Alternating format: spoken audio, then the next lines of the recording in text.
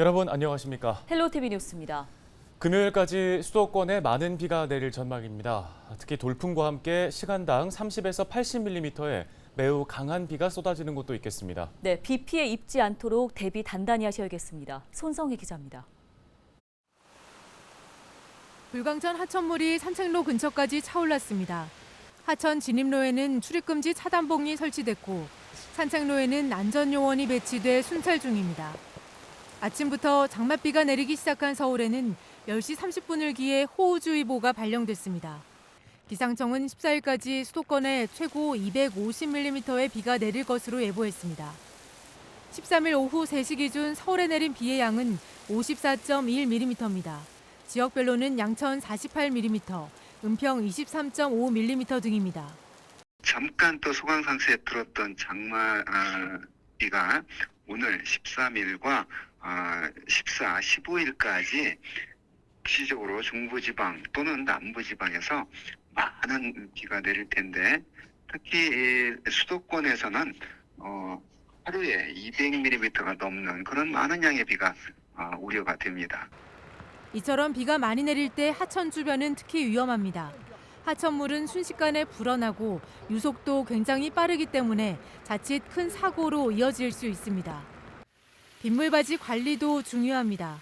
장마철 빗물바지 덮개는 반드시 걷어놓고 빗물바지 안에 쓰레기가 있는지 살펴야 합니다. 이번 비는 다음 주 목요일까지 계속될 전망인데 매우 좁은 지역에서 길고 강하게 내릴 수 있어 대비에 긴장을 놓치면 안 됩니다.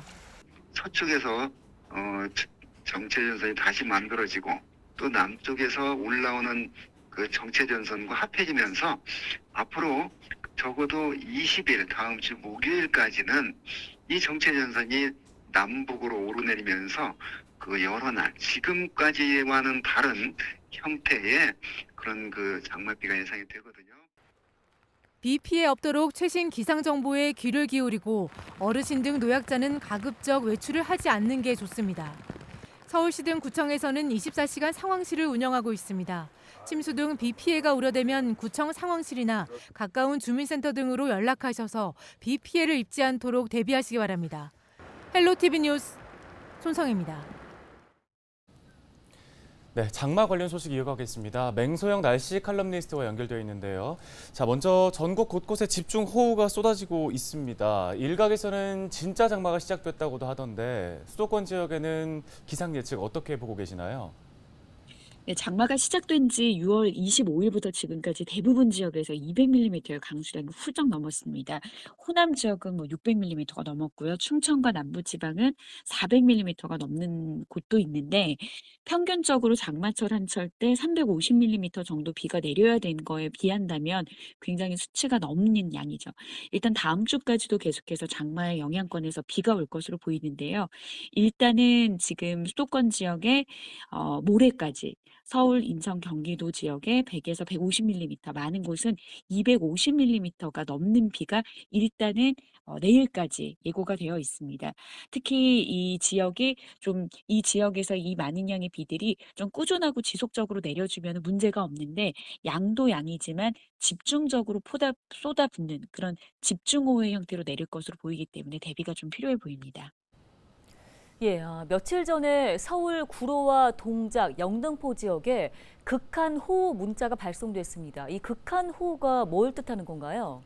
일반적으로 1시간에 30mm 이상 혹은 하루에 80mm 이상의 비가 내리거나 연 강수량이 10%의 상당한 비가 하루 동안 내리는 경우 보통 이제 집중호우라고 이야기를 했는데요. 극한호우는 좀 생소할 겁니다. 새롭게 적용된 최근 들어서 50mm 이상, 1시간 만에 50mm 이상의 비가 좁은 구역에 시공간적으로 집중된 비의 형태가 좀 자주 나타나다 보니까 올해 같은 경우에는 극한호우라고 해서 1시간에 50mm 이상의 비가 내리는 동시에 3시간 동안 90mm의 누적 강수량 이런 두 조건을 만족할 경우에 극한호우라고 이제 판단을 하고선 기상청에서는 이 관련한 지역에 재난문자를 보내는 거를 극한호우에 대한 재난문자 발송이라고 보시면 되겠습니다. 또 시간당 강수량이 72mm가 넘어도 곧바로 극한호우와 관련한 문자가 발송이 되는데요. 최근 들어서 서울 동작구와 구로구에 발송된 극한호우 집중호우 재난 대비 문자가 이제 올해 6월부터 수도권을 중심으로 시범적으로 운영해서 내년 5월부터는 전국적으로 이제 전 지역에 재난 상황에 처한 지역에 이런 재난 문자를 보낸다는 게 기상청의 이제 대비 상황인 건데요. 그러니까 기존의 예보 같은 경우에는 앞으로 얼마나 이만한 비가 내릴 겁니다라고 경고였다라고 하면 이런 재난 문자는 앞으로 단기간 안에 센 비가 내릴 거라는 경고와 함께 이미 비가 많이 내렸으니 대비보다는 대피를 해라라고 하는 그런 의미의 문자라고 보시면 되겠습니다. 네, 요즘 내리는 비를 보면 또 도깨비 장마다, 장마가 아닌 우기라고 해야 한다, 뭐 이런 주장들이 나오기도 합니다. 그만큼 예측하기가 힘든 장마의 패턴이 계속되고 있다는 건데요. 앞으로는 어떻게 전망하시나요?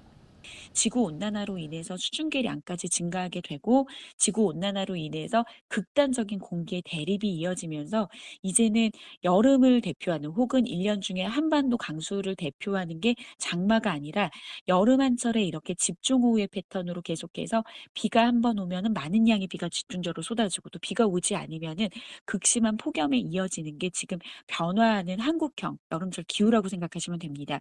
그래서 이런 얘기 때문에 뭐 장마라는 표현보다는 우리나라도 이 동남아처럼 건기와 우기로 나눠야 되지 않을까라는 그런 학계의 주장들이 다시 힘을 얻고 공론화되고 있는 상황인데요. 일단은 올해 장마 같은 경우에는 7월 말에 끝나는 게 일반적인 과거 30년치의 평년값이기는 하지만 일단 장마가 언제가 끝날 것이라고 하는 예보는 좀 더 지켜봐야 될 문제이기는 합니다. 하지만 앞서 말씀드린 것처럼 장마가 끝난다고 해서 이런 집중호우의 패턴이 끝나고 이제는 폭염이 시작된다라고 보기에도 어려운 지금 상황이거든요. 장마가 끝난 다음에도 8월 달에도 이렇게 대기 불안한 어떤 대기 상태로 인해서 집중적인 그런 비가 내리는 날씨들은 계속해서 이어질 것으로 보이기 때문에 좀 여름 한철 끝날 때까지는 더울 때는 폭염에 대한 대비 그리고 비가 한철 올 때는 비 오는 그런 강한 강도에 대한 대비를 잘 하셔야 될 것 같습니다. 네, 알겠습니다. 순환사고뿐만 아니라 폭염에도 좀 각별히 대비를 해야 하는 여름이 되겠습니다. 네, 오늘 말씀은 여기까지 듣겠습니다. 맹소영 날씨 칼럼니스트였습니다.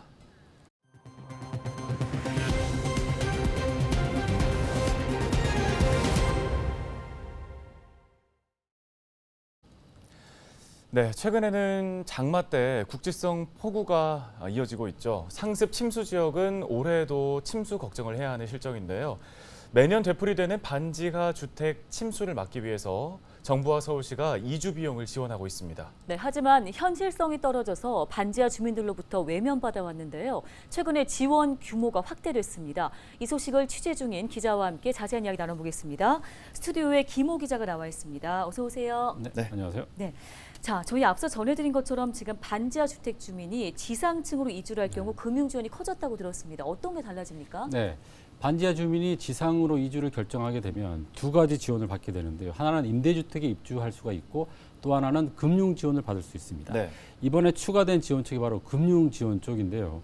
그동안의 금융 지원은 국토부가 운영하는 최대 5천만 원의 무이자 보증금을 대출받을 수 있는 제도가 있었고요. 또 하나는 서울시가 월세 20만 원을 지원해주는 반지하 특정 바우처가 있었습니다. 네. 그런데 문제는 그동안 두 가지 중에 하나밖에 선택할 수 없었다는 거죠. 네. 근데 앞으로는 이제 보증금을 무이자로 지원받던가 월세 20만 원을 받던가 중복 지원을 받을 수가 없었던 겁니다. 근데 앞으로는 보증금과 월세 모두 지원을 받을 수 있게 된 겁니다. 자, 중복 지원이 가능해지면서 실질적인 지원을 좀 따져보니까 이것을 월세로 환산하면 40만 원까지 그리고 보증금으로 환산하면 1억 원 정도까지 지원받게 되는 것으로 분석이 됐습니다. 네, 금융 지원이 이렇게 확대가 되면서 이주를 희망하는 반지하 지금 거주하고 계시는 주민분들 늘어날 것 같은데요. 신청 방법은 어떻게 되나요? 네, 제가 현장에서 반지하 주민들을 좀 취재를 해봤는데 이 같은 제도를 모르시는 분들도 있었고 알더라도 어디에 신청하는지 모르시는 분들도 상당히 있었습니다. 네. 이 방송을 보시고 좀 참고를 하시면 좋겠고요. 자, 먼저 국토부가 운영하는 보증금 무이자 대출은 시중은행에 5개 은행이죠. 우리은행, 국민, NH농협, 신한, 하나은행.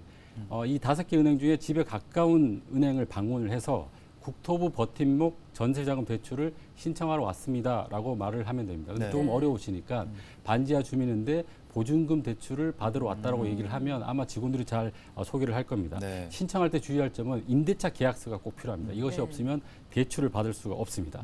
자, 보증금 대출은 앞에서도 말씀드렸지만 최대 5천만 원까지 가능하고요. 최장 10년까지 무이자로 이용할 수 있으니까 잘 참고하시기 바랍니다. 자, 다음은 이제 월세 지원인데 이것은 서울시가 지원을 하는 건데 지하에 계시는 분이 지상으로 이주를 해서 주소를 이전한 다음에 가까운 동주민센터로 가셔서 반지하 특정 바우처를 신청을 하게 되면 월세 20만 원을 지원을 받게 됩니다. 여기서 조금 주의할 것은 이것은 2년밖에 지원이 안 되기 때문에 네. 2년 이후에는 본인이 월세를 다 부담해야 된다는 생각을 꼭 하셔야 됩니다. 네. 네. 또 서울시가 반지하 매입 사업도 지금 함께 하고 있지 않습니까? 네. 좀 매입 조건이 완화됐다고 들었는데 어떻게 바뀌었습니까? 서울시가 이제 반지하 주택의 침수를 막기 위해서 앞으로 20년간 점진적으로 반지하 주택을 매입을 하고 있고 지난해부터 시작을 했거든요.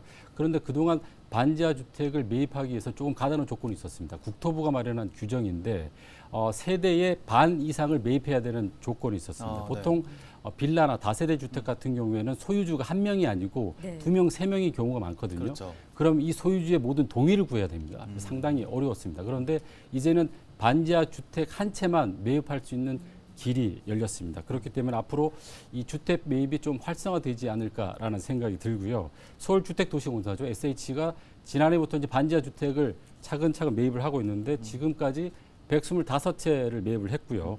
현재 783호를 계약을 진행 중에 있습니다. 네. 올해 목표가 5,255를 매입할 계획인데 현재 계약이 진행되고 있는 게 783호라고 말씀드렸죠. 이것까지 네. 합치더라도 17%밖에 목표를 채우지 못했습니다. 네. 제도가 바뀌었으니까 매입 속도가 조금 빨라지지 않을까 기대를 좀 해봅니다. 네, 사실 이렇게 반지하 주민들의 지상 이주를 돕는 사업들이 지난해 여름에 관악구에서 발생했던 일가족 참변 이후에 좀 급속도를 급물살을 타게 되지 않았습니까? 네, 맞습니다. 현재까지 어느 정도 진행이 됐는지 좀 궁금한데요. 저도 그 1년이 지난 후에 현장을 가봤는데 아직까지 참혹한 현장이 그대로 유지가 되고 있었습니다. 앵커가 말씀하신 대로 지난해 여름 집중호우로 관악구 신림동에서 일가족 3명이 참변을 당했죠. 그 이후로 서울시에서는 반지하 주택 주민들을 지상으로 옮기는 작업을 지금 지속적으로 하고 있는데 지난해부터 최근까지 2,700가구를 이전을 완료를 했습니다. 네. 이 가운데는 앞서 말씀드린 대로 임대지톡으로 1,400가구가 이전을 했고요. 1,300가구는 월세 20만 원을 받으면서 지상으로 이주를 완료했습니다.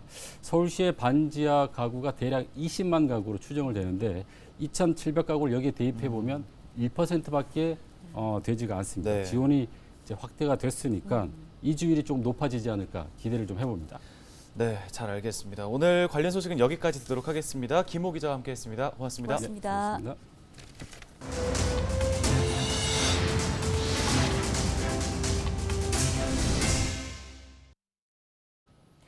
다음 소식입니다. 양천구가 AI 전화와 사물 인터넷을 활용해 혼자 사는 어르신 가구의 안전을 실시간으로 확인합니다. 양천구는 이런 내용의 고독사 예방 종합대책을 추진하고 예산 33억 원을 투입한다고 밝혔습니다.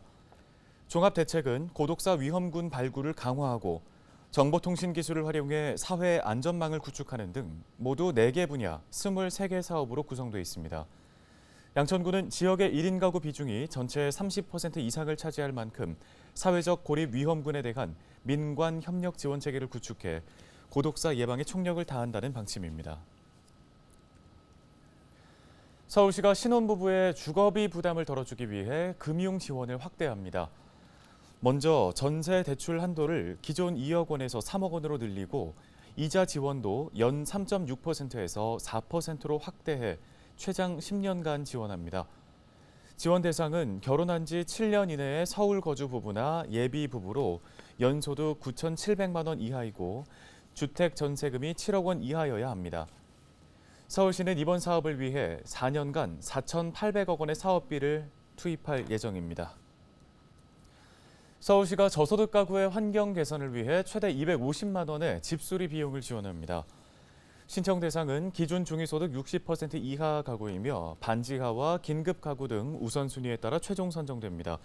수리 항목은 도배와 장판, 창호는 물론 올해부터는 반지하 주택을 대상으로 침수 경보기 등 안전시설 설치도 신규로 추가됐습니다. 지원 규모는 1,200가구이며 오는 31일까지 동주민센터를 통해 신청하면 됩니다.